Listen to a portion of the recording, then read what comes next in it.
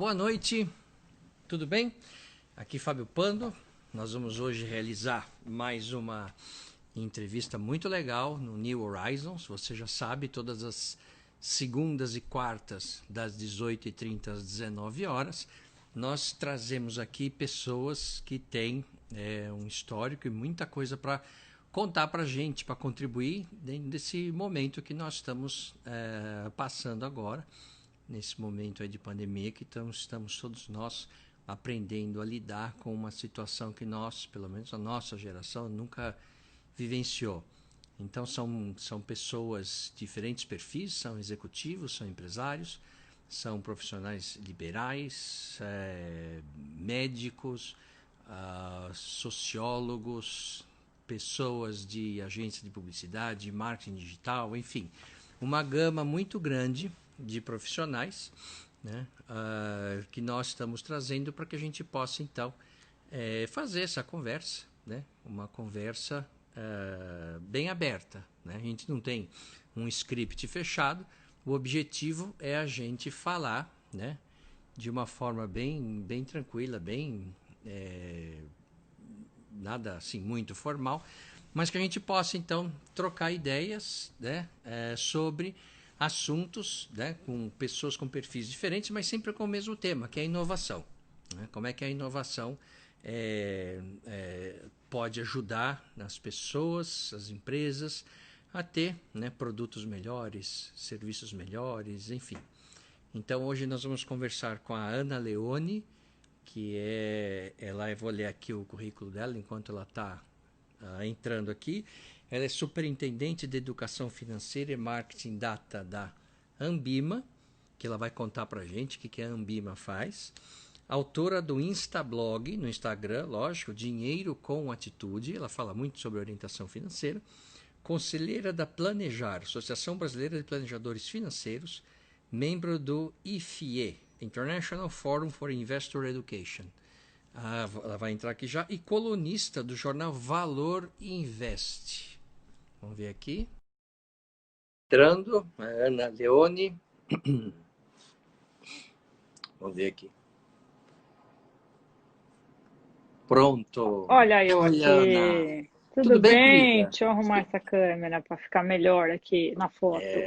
Tudo bem com Tu- você? Tudo bem.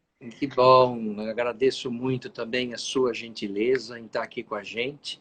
Né? Todas as pessoas que estão conversando com a gente são pessoas que, além de um conteúdo muito bom, têm como uma de suas características a extrema gentileza. Então, é Ah, muito muito bom. legal ter você aqui com a gente. A Ana, enquanto você entrava aqui, eu já li um pouco da sua mini bio. A Ana é uma super executiva e vai ser muito legal. Ex-aluna, Ex-aluna, esse é nem um vamos cargo falar quando, importante? não Não, vamos não. falar quando. Foi assim, semestre passado, né? Foi. Logo Foi que eu semestre passado. entrei na faculdade, sim, eu estava Exatamente. lá. Pois é, pois é. E aí você vê, né, ex-aluna tal, e é muito legal, né? Esse vínculo que foi criado, porque a gente sempre, assim, não perdemos o contato. Então a gente está Uhum. sempre trocando ideias, sempre conversando. E eu sempre que posso, que eu vou fazer alguma coisa, assim, eu convido a Ana, já levei ela na rádio, lá em Paraisópolis, foi muito legal a entrevista também. E claro que eu não podia deixar a Ana de fora dessa nossa conversa. Então, Muito Ana, se bom. você puder, como a Ambima tem uma atuação um pouco mais específica, contar para as pessoas o que a Ambima faz, o que é o papel dela e o seu papel lá dentro também, seria legal para a gente começar. Bom, vamos lá.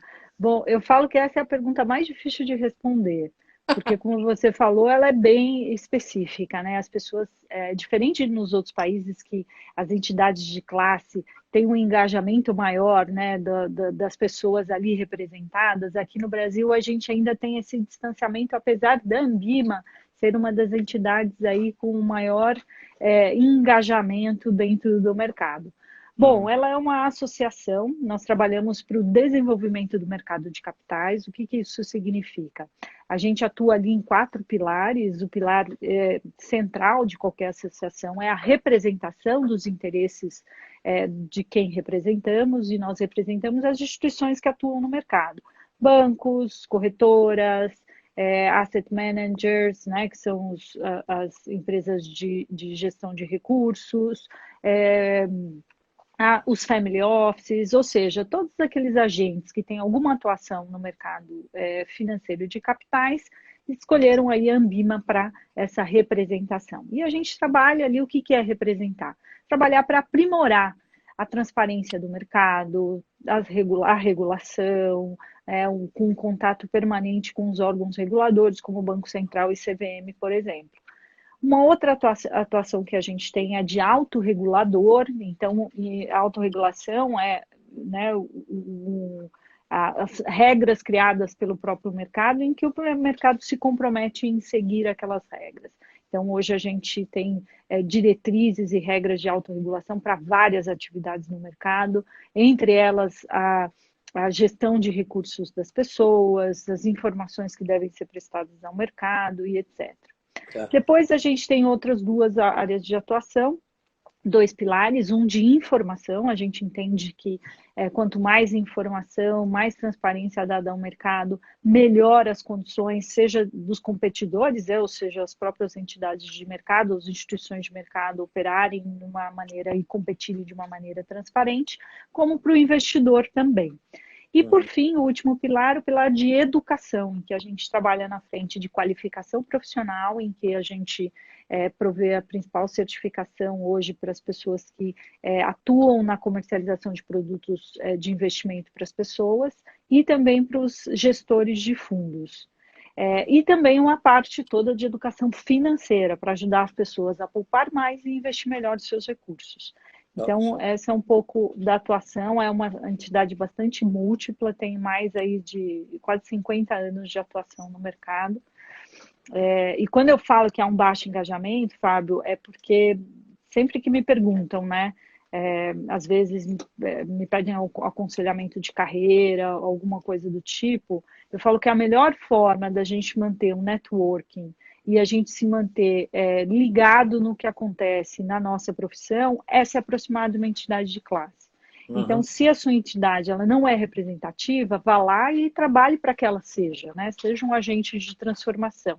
E se ela for forte, faça questão de participar, porque essa é uma forma de você sempre saber o que está acontecendo dentro da sua área de atuação e ser um agente, né, de contribuição para deixar aí um legado para outros profissionais que virão. E você, Ana, você é uma pessoa que sempre está falando de educação financeira, como eu comentei aqui com as pessoas antes de você chegar. Falei do teu Instablog, o Dinheiro com Atitude, que é muito legal, né? Vocês seguirem. Você também tem a coluna no Valor Invest, e você está sempre abordando esse tema. Numa situação dessa que nós estamos vivendo, a educação financeira ela sempre foi, né, um tema importante. E agora, então, passa a ser vital, né?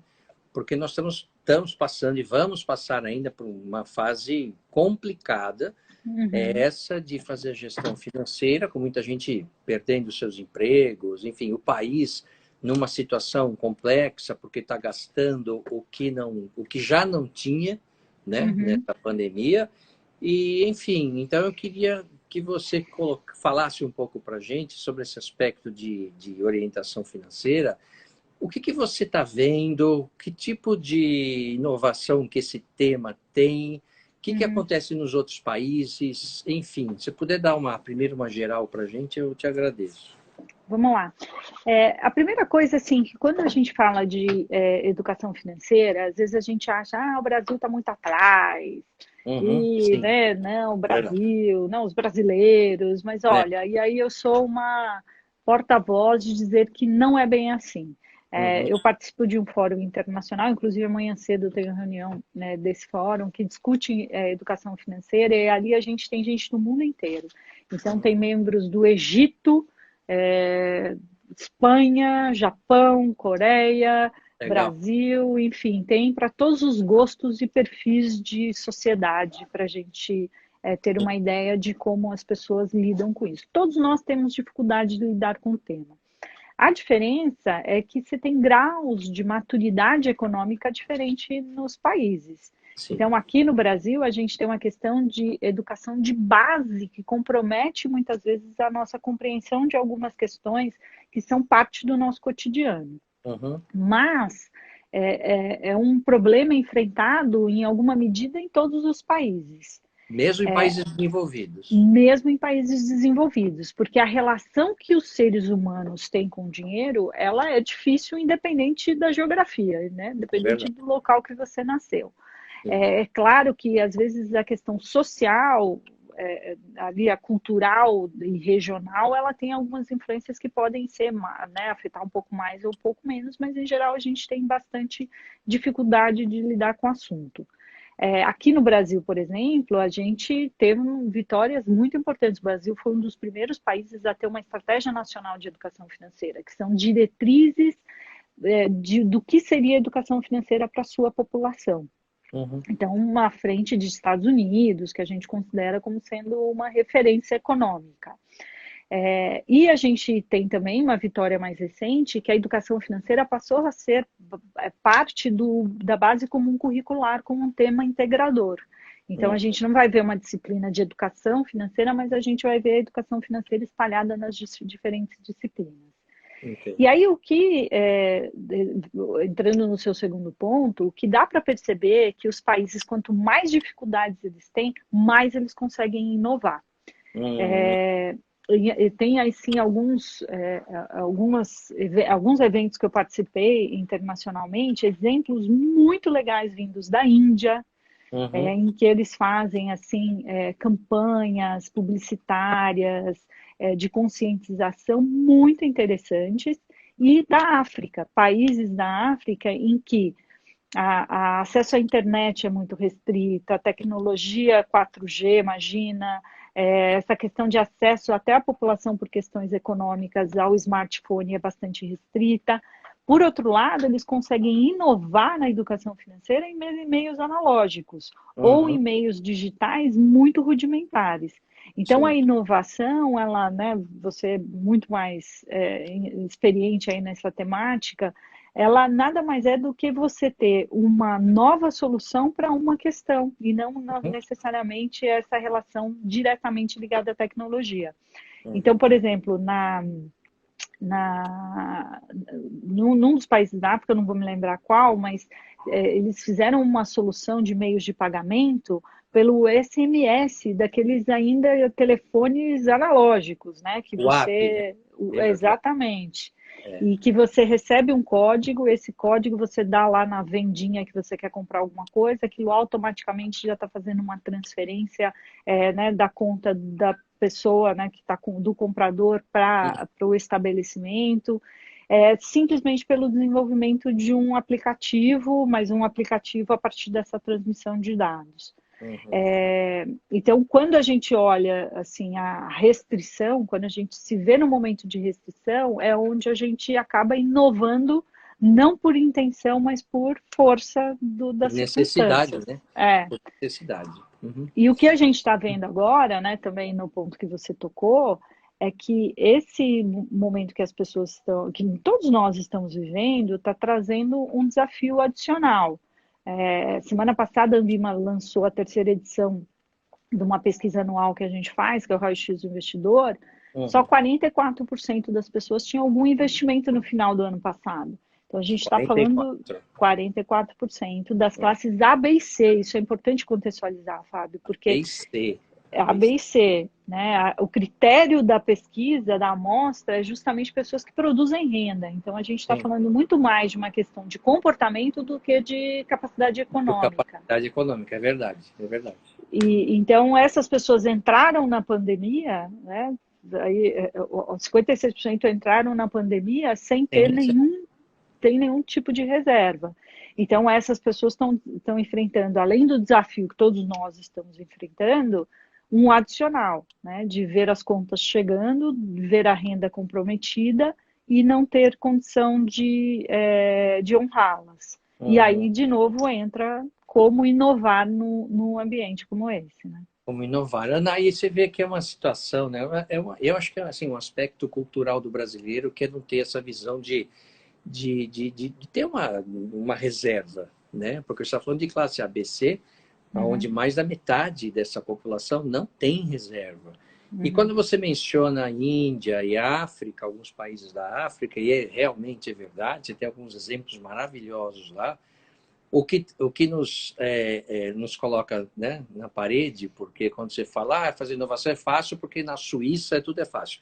Não, você tem situações muito piores que o Brasil, e, assim, inovações muito legais, mesmo de forma analógica, que essas empresas, essas pessoas conseguem fazer em seus locais, às vezes suas aldeias, tá certo? Uhum, Por que que isso não chega no Brasil, né? Por que que essas coisas, esta visão, né? Eu acho que já melhoramos, né? Do uhum, que foi no passado, mas ainda, assim, o brasileiro reluta. E eu estou falando das classes mais altas, né? Porque as outras a gente sabe que tem uma questão aí de sobrevivência e não tem renda mesmo. uhum.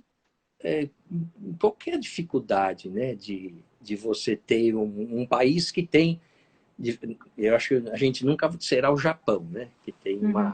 uma capacidade uma cultura de guardar muito dinheiro. Mas na sua visão, o que é que dificulta tanto isso? Eu acho que é uma questão de comportamento. É verdade quando se fala, quando a gente está falando que o Brasil são 1.000 países dentro, É né? verdade, é verdade. Até nessa questão mesmo da pandemia, quando a gente olha os números, a gente tem que relativizar. É. Porque a gente está falando eu que passei a infância no Mato Grosso, por exemplo, é outro, é Não, outro mundo. é, Seja do ponto de vista de desenvolvimento, de atividade econômica, cultural. Então, a gente está falando de países muito diferentes dentro de um só. Então, isso traz um desafio de que a extensão de renda das pessoas é muito distinta, o padrão de gastos é muito distinto, e a gente está falando de uma parcela significativa da população que vive numa vulnerabilidade financeira. é Então, verdade. e agora está ainda mais vulnerável por conta dessa situação. Mas quando a gente pega pessoas da classe A, B e C, então acho que podemos fazer esse extrato, até porque é onde ali na Ambima a gente tem informação, a gente percebe que é uma questão de comportamento de fato. Porque, inclusive, nas classes, a gente até falou isso naquele papo lá em Paraisópolis, você vê ali uma economia, você vê pessoas com Opa, casa própria, você vê pessoas com sim, renda, você vê pessoas que sim, poupam, pessoas que, assim, né, os filhos estão na faculdade. Então, é, assim, daí você pega, por exemplo, pessoas da classe A, que tem, né, empresários, profissionais liberais, que tem um padrão de gastos significativo, está passando um baita de um apuro nessa crise porque teve a renda pois, reduzida. uhum, Ou até, né, zerada de uma hora para outra. Então, é, notadamente, estamos falando de uma questão mais de comportamento. uhum, E porque ainda é privilegiado o consumo do que o investimento. uhum. Então, quando a gente olha os números, assim, mostram isso. Assim, as pessoas têm muita reticência quando está falando de investimento. Até isso foi tema do meu artigo. Os dois últimos artigos meus do Valor Invest foi sobre isso. Nas 2 semanas foi sobre isso, a quantidade baixa de pessoas que têm uma reserva financeira no país. E ainda quando a gente olha, as pessoas ainda têm essa questão do investimento como algo bastante amplo. Então, investimento é tudo aquilo que a pessoa faz hoje para um benefício amanhã. Então, ela acha que educação é investimento, o Ah, carro é investimento, casa é um investimento, mas ah, produto financeiro mesmo, só 10% das pessoas fizeram algum no quer ano dizer, passado. a situação do dado anterior é pior ainda, que você está Na falando. verdade, assim, 42% é que a gente divide em dois blocos a pesquisa. 42%, 44% das pessoas tinham alguma reserva, né? Certo. Então, de saldo, mas pode ser uma poupança que ela fez 20 anos e está lá guardadinho. Aham. Agora, novos investimentos, só 10% das pessoas que fizeram algum investimento fizeram em produtos financeiros. Aham. Então, isso é muito pequeno em um momento em que o ano passado foi um boom dos investimentos, né? Todo Foi, mundo se foi, interessou e todo mundo investiu foi. na bolsa, etc., essa coisa toda. E as pessoas, aqui, o que a gente tem de traço cultural muito forte é que todo o excesso de orçamento, né, todo o excedente, aliás, de orçamento vai para o consumo. Vai pro consumo. Então, o padrão de orçamento o que se tem bom, eu ganho, pago as contas, gasto naquilo que eu quero, se sobrar eu invisto. Uhum. O que em outros países a gente percebe que essa lógica é diferente. Eu ganho, pago as minhas contas, poupo, o que sobrar eu gasto. É o Então, contrário. essa pequena coisa faz toda a diferença. Entendi. O consumidor brasileiro ele é mais próximo do consumidor americano, então? É mais o consumão mesmo, né? Consumão, E consumão. até tem uma coisa engraçada, né? Porque o consumo ele é muito legal. Eu adoro consumir, É gente, né? claro, Assim, é uma delícia. É a materialização das suas conquistas, né? claro, claro. E tem um efeito que as redes sociais ela tem também essas duas, né? O lado luz e o lado sombra. O lado Verdade. luz é que estou aqui falando com você sobre Sim. isso aqui um monte de gente vai assistir. O lado sombra é que o que você mostra, quer dizer, o que está aqui é o que é possível de ser mostrado. Então, um sapato Claro, novo é possível de ser mostrado, uma claro. viagem é podia ser mostrada, um prato exótico num restaurante legal. Agora, o investimento que você faz não dá para postar na rede social. Então, também É. tem um incentivo menor ainda da gente. Ele incentiva maior o consumo mesmo nas redes, tá certo? Porque É, é o que eu falo, o que nós vemos nas redes é a edição da vida de quem posta. O hum, cara que editou, ele vai colocar, como eu falo, um dia acordei mal, passando mal, não sei o que, eu não vou pôr uma foto minha que eu tô mal acabado, de pijama, ruim, né? Tá certo? Não. Eu vou colocar só que eu tô lá, tô viajando, tô no restaurante, tô assim, fazendo uma live. Tá? E aí você, pô, a vida desse cara é legal. Sim, mas é, tem um monte de é. coisa que a gente não posta que tá todo mundo ralando. Eu tava trabalhando até agora, eu parei para fazer live. E a hora que Não, acabar, eu vou voltar. e tem uma coisa muito interessante que quando a gente fala dessa questão financeira, ela é relativa, né? Quando a gente compara, fica mais difícil. O que eu quero dizer com isso? Fazendo gancho com as redes sociais. Você olha ali uma coisa que, putz, você projeta e você quer ter também. Então, até também já escrevi sobre isso. É uma vida que você olha, né, no feed das pessoas, é uma vida que todo mundo tem, menos você.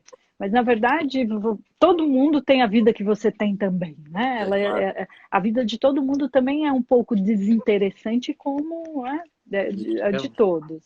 uhum, Então, essa relação, ela dificulta ainda mais a nossa relação com o dinheiro, porque se sim. você olha o tempo inteiro as pessoas viajando, indo em lugares legais, etc., e Uhum, você só pensando em poupar, então te fala, meu Deus, né? Para quê? Não estou usufruindo da minha vida, etc. sim. Só que a decisão hum, quando você opta, né, de ter uma vida financeira equilibrada, é para você poder fazer o que você faz hoje por mais tempo, né? Sim, Então, por sim. isso a necessidade das escolhas.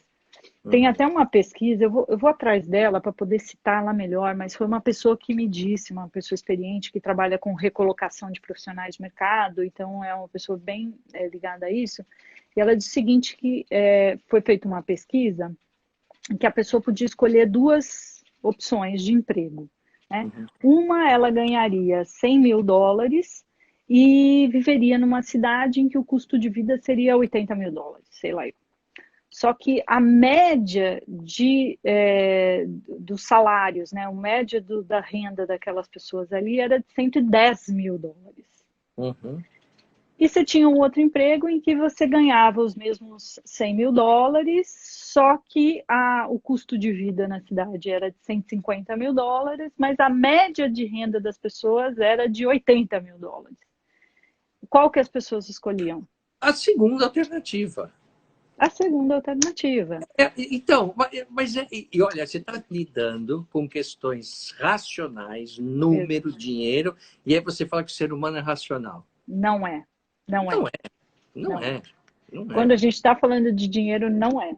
Então, isso mostra que nós queremos estar em uma situação melhor Melhor, que o sim, outro, mesmo que isso nos custe mais. E aí, por sim. isso que é essa dificuldade tão grande da gente fazer essas escolhas.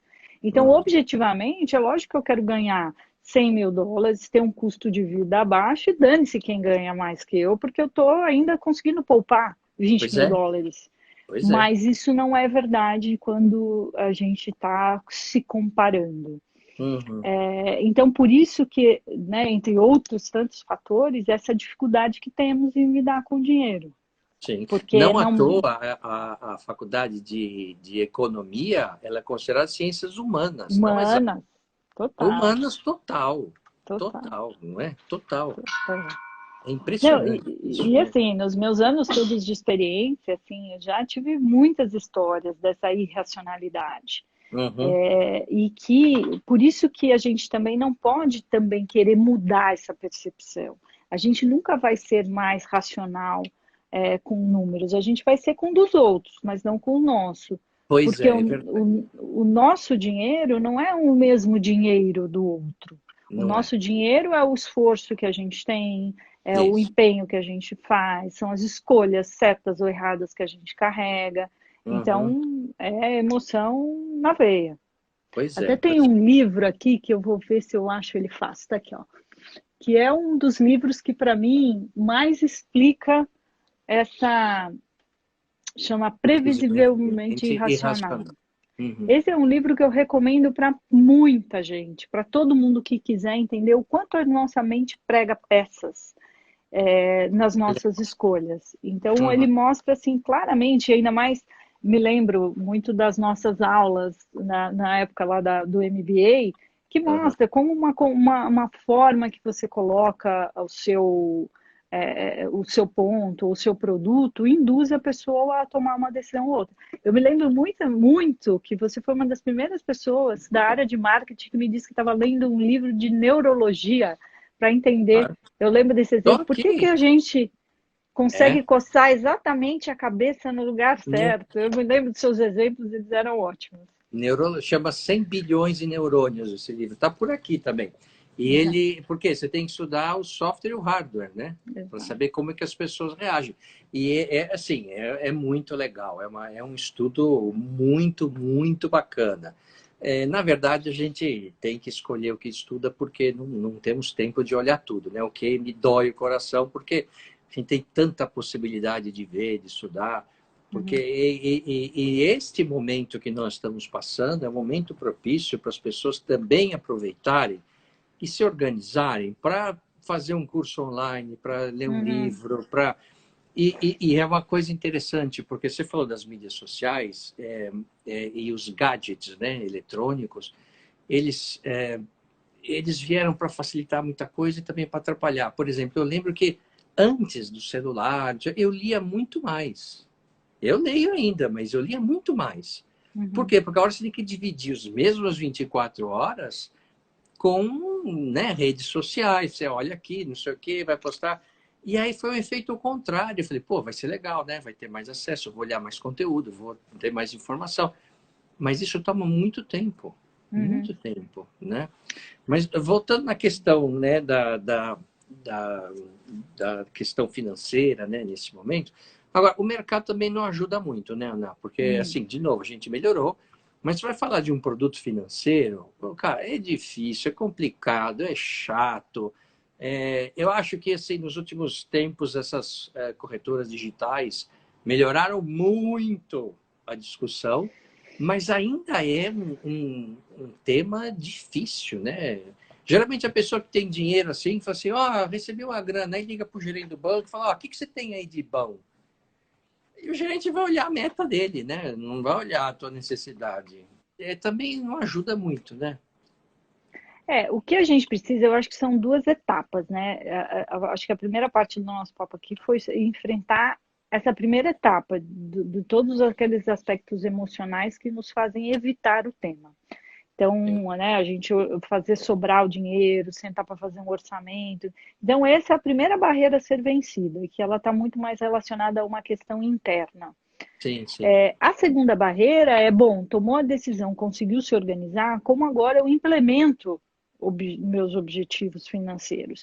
E aí você tem razão, é um ambiente árido, É. difícil, complexo. Lá na Ambima a gente tem trabalhado muito com essa questão de como a gente deixar isso mais fácil, mais acessível. A gente tem investido em pesquisas de comportamento para entender a relação das pessoas com o dinheiro, desde nomenclatura de produtos. Então, realmente é um universo muito difícil e que muitas pessoas, quando passam pela primeira barreira, ficam na segunda.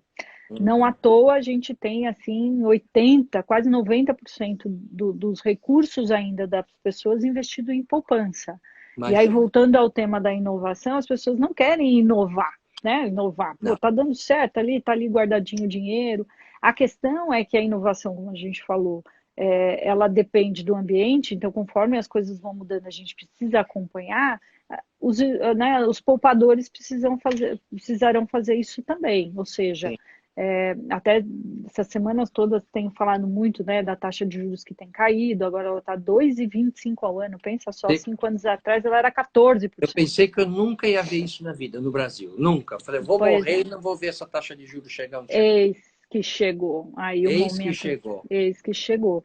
E Pois isso é. traz um desafio, porque está levando as pessoas a elas terem que enfrentar esse mar, né, difícil, cheio de jargões e tal, É. querendo ou não, né? Então, Sim. acho que isso é uma coisa. E a pessoa precisa, mais do que saber, né, ser um especialista no tema, ela precisa ser um especialista nas suas próprias necessidades. Uhum. Então, isso como você falou, a pessoa chega em frente ao gerente e fala, o que tem de bom aí? É a É. mesma coisa que chegar na farmácia e falar assim, o que vendeu mais hoje? Aí você Exato. tá só com uma dorzinha de cabeça e sai de lá com um purgante, porque, né, é o que Exatamente. vendeu mais no dia. Claro. Então, as pessoas precisam saber fazer as perguntas certas. Uhum. E as perguntas certas, elas estão muito mais relacionadas, de novo, a questões internas. Então, você não precisa saber se é o produto A, B ou C, mas você precisa saber que você quer constituir uma reserva de emergência. Então, você já sabe que aquilo é para você pegar no dia seguinte. Então, Uhum. se alguém te oferecer uma coisa, olha, isso aqui que vai vencer daqui 3 anos, você já sabe que aquilo não é bom para você. Não importa o que é que vai vencer daqui 3 anos. E não importa o Né? rendimento também. Não importa o rendimento. Aí, se você não, poxa, eu quero cuidar da minha aposentadoria daqui 25 anos. Você fala, então tá, então eu sei. Bom, daqui 3 anos é pouco, moço. Eu vou querer só daqui 25 anos. O que eu vou fazer com esse negócio de 3 anos? Sim, Então, sim. o primeiro expediente é voltar aos seus objetivos, né? Fazer aquela autoanálise, dar uma olhadinha no espelho, fazer uma selfiezinha e olhar o que a gente precisa melhorar naquela foto e aí sim e fazer as perguntas certas. E isso é uma questão tão importante, né? E tão difícil você olhar para dentro, que eu falo, né? Você vai olhar para dentro de você, olhar aquele armário, ter que abrir a porta e deixar os bichos sair, né? Isso não é para qualquer um, né? É melhor deixar o bicho lá, né? Vamos discutir outros assuntos, porque a questão financeira é essa, né? Você tem que se conhecer, né? E E não é toda hora que eu estou afim de fazer isso. e é muito heterogêneo também, sabe? A Sim. gente, assim, eu estava falando há pouco com uma pessoa, um geriatra, Uhum. que ele é excelente, até vale você bater um papo com ele, porque ele Ó, traz, assim, geriatra, porra, lógico, eu sou o target do Todos cara. vão, todos vão precisar, mas não foi com esta intenção que eu quis Ah, não dizer. foi, não, lógico, Não. claro. Tá Até longe. porque você foi meu professor outro dia, então para que pensar nisso agora? Não, tá Mas, longe. mas a questão assim, de que é muito heterogêneo, né? Mesmo que a gente faça tudo muito certinho, não significa que isso vai dar certo lá atrás, lá na frente. Por isso que Não, as pessoas acabam se desestimulando de pensar o futuro. é verdade. Além da gente ter uma dificuldade de pensar no futuro, porque a gente não foi projetado muito para pensar o que vai acontecer daqui 20 Não. anos, mas só para sobreviver no dia seguinte, Uhum. a gente acaba tendo, quando estamos falando de questões financeiras, uma questão muito de frustração. Então, imagina só você fazer planos e aquilo se frustra, né, aquilo não dá Sempre. certo. Então, tudo isso, de novo, volta à questão emocional. Então, o que aconteceu no Brasil recentemente? A gente envelheceu antes de enriquecer. Sim. Então, o que outros países levaram 100 anos para viver, a gente é em 30. Né? Em 30 anos ganhamos, sei lá, 20 anos de expectativa de vida ao nascer. Então, Sim. quando a gente passa dos 20 e poucos anos, a expectativa já sobe ainda mais. Uhum. Então, aquelas pessoas, e a gente tem histórias, né, que mostram isso, exemplos que mostram isso. Pessoas que lá atrás fizeram tudo certinho, guardaram dinheiro, pouparam, gastaram menos, etc. E aí fizeram isso para viver 60 anos. E a pessoa está beirando 90. Então, Pois é. essa pessoa está numa vulnerabilidade financeira igual àquela pessoa que começou, que lá atrás não fez nada. Pois é. Então, quando a gente olha, nós, né, mais jovens, olha, a gente também não tem muitos exemplos Sim. na Isso é nossa verdade. sociedade. Diferente quando a gente vai para a Europa, 3 anos atrás eu fui ao Japão, lá é outra realidade, os idosos super inseridos, você viaja, você vê muitos idosos viajando, principalmente os asiáticos.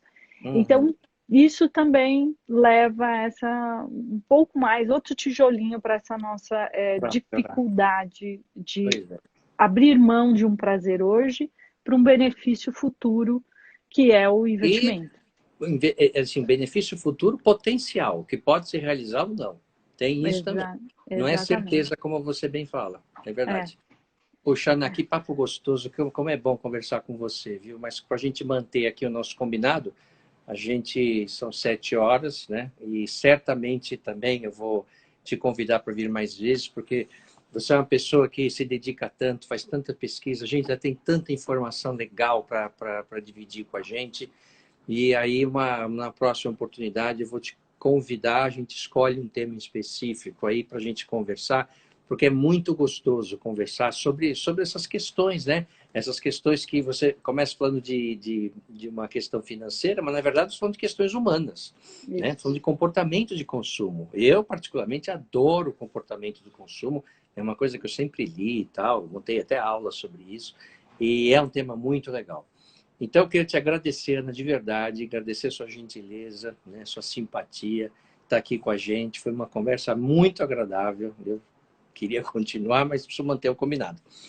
E a gente volta, né, pessoal? Então, deixa aqui você, suas palavras finais, para dar um recado final depois, então.